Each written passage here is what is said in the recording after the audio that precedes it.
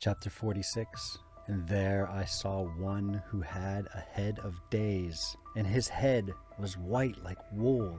And with him was another being, whose face had the appearance of a man. And his face was full of graciousness, like one of the holy angels. And I asked the angel who went with me, and showed me all of these hidden things, concerning that Son of Man, who he was, where he came from, and why he went with the head of days. And he answered and said unto me, This is the Son of Man, who has righteousness, with whom dwells righteousness, and who reveals all the treasures of that which is hidden, because Yahweh Elohim has chosen him, and whose lot has been preeminent before Yahweh Elohim in uprightness forever. And this Son of Man, who you have seen, shall raise up the kings and the mighties from their seats, and the strong from their thrones, and shall loosen the reins of the strong, and shall break the teeth of the sinners. And he shall put down the kings from their thrones and kingdoms, because they do not extol or acknowledge or praise him, nor humbly acknowledge where the kingdom was bestowed upon them. So this head of days, that's identical to, just like Daniel, Revelations, and Ezekiel and Isaiah, it showed the throne of the Almighty, the Creator, the Most High. One of the first books ever written, Enoch was given a glimpse of the throne of heaven open, just like in Revelations chapter 4, where he saw the throne of the Most High Creator, and he had a book in his hand, and an angel cried out, Who is worthy to open the book and to loose the seals thereof? And there was found no man in heaven, nor in earth or under the earth, that was worthy to open the book and to loose the seals. And one of the angels said, Weep not.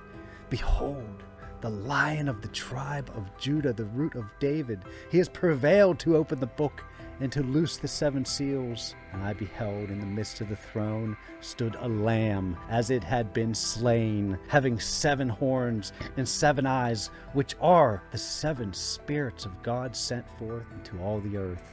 And he came and he took the scroll out of the hand of him who sat on the throne.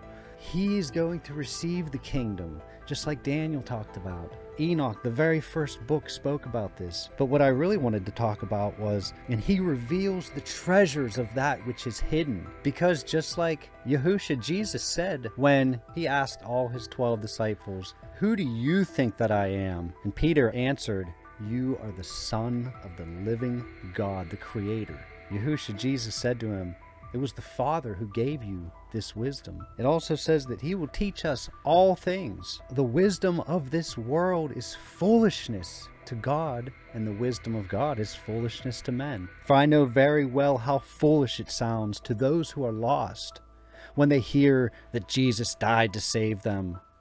But we who are saved recognize this message as the very power of Elohim, power of God. For God says, I will destroy all human plans of salvation, no matter how wise they seem to be, and ignore the best ideas of men, even the most brilliant of them.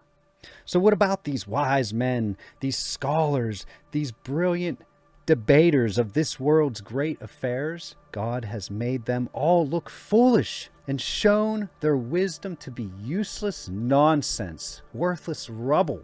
For God in his wisdom saw to it that the world would never find Elohim, would never find God through human brilliance. And then he stepped in and saved all those who believe this message, which the world calls foolish and silly. It seems foolish to the Jews because they want a sign from heaven as proof that what is preached is true.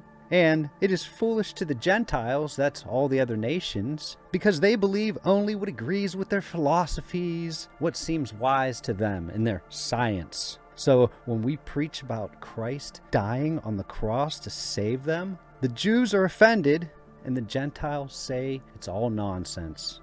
But God has opened the eyes of those called to salvation, both Jews and Gentiles, to see that Christ is the mighty power of God to save them. Christ himself is the center of God's wise plan for their salvation. This so-called foolish plan of God is far wiser than the wisest plans of the wisest man. And God in his weakness, which is Christ dying on that cross, is far stronger than any man. This was 1 Corinthians 1:18 through 25. It absolutely coincides with the book of Enoch. It all goes hand in hand. And he who reveals all the treasures of that which is hidden. I want to read another place, which is in chapter 48. And I saw in that place a fountain of righteousness, which was inexhaustible. And around it were many fountains of wisdom, and all the thirsty drank from them. And they were filled with wisdom. And their dwellings were with the righteous, and the holy, and the elect. Here it comes. And that hour, that Son of Man was named in the presence of Yahweh Elohim, and his name before the head of days, yes, before the sun and the signs were created, before the stars of the heaven were made. His name was named before Yahweh Elohim, and he shall be a staff to the righteous, whereon to hold themselves and not fall. It says at other various places in the Old and New Testament that we hang ourselves on his words, and that he shall be the light to the Gentiles. He refers to himself as the light all the time. Yahusha does in the New Testament, all the Gospels. And the hope of those who are troubled of heart. And all who dwell on the earth shall fall down and worship before him. And it says, every knee shall bow, every tongue shall confess that Yahusha HaMashiach, Jesus Christ, is Lord, to the glory of God the Father. Those also who pierced him, they will see him on that day. This is one consistent message, and it's all unified. They will all fall down and worship before him, and will praise and bless and celebrate with song. Yahweh Elohim, oh, worthy is the Lamb that was slain to receive glory and honor and power and riches and strength and thanksgiving and blessing and wisdom. For he was slain, so it's his rightful place to take his place as the king, because he did it. He sacrificed himself for all of humanity. That's why he is the worthy one. Nobody else is, in heaven or earth or anywhere else. And for this reason has he been chosen and was hidden before him. See, he was hidden beforehand. Otherwise, it says that the evil forces would have never killed the King of Glory if they knew the result, that mankind would be saved because of it. And the wisdom of Yahweh Elohim has revealed him to the holy and to the righteous. See, his spirit working through us reveals the wisdom, and it lets us know what's true and what is an error.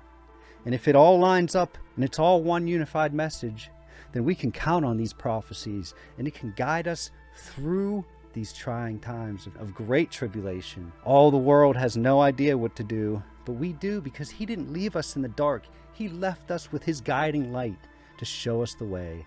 And if you like this video, please hit like and subscribe. If you aren't already, if I've earned your subscription, that's the only way this will get out. This kind of content, not many people are interested in it. But if you are, please like, share, subscribe if you want. Thank you, and until the next video, as always, have a blessed day.